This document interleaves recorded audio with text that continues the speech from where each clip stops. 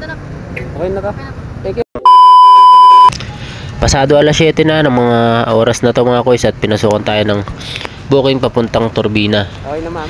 Dito ay na-pick up na natin si ma'am. Layo ang biyahe nyo.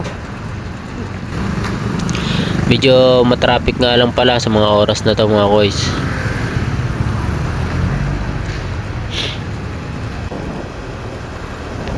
Dito ata ang Bicol. At dito mga koys, nakarating tayo sa Turbina at naghahanap na rin tayo ng masasakyan ni ma'am papuntang Bicol. At dito lumapit sa amin si kuya at tinanong ko nga kung biyaheng Bicol nga ba itong. Dito na lang. At sinabi naman ni kuya na biyaheng Bicol at yan mga koys, bumaba na rin yan si ma'am at tinulungan na rin kami ni kuya sa mga gamit ni ma'am.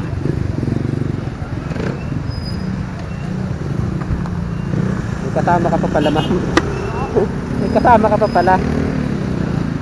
Mga kapatid mo, pinsan. Ang kasama po? Oo. Kapatid. Hindi, saglit lang to boss.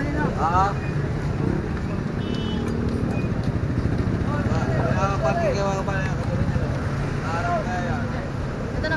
Okay na ka? Thank you po. Ayun ang bag na. Ang kas pala ito. Do you ride? So yun mga koys, binigyan tayo ni ma'am ng 300. Ang fare ni ma'am ay 217 lang. Sige, tatawa. Thank you ng marami.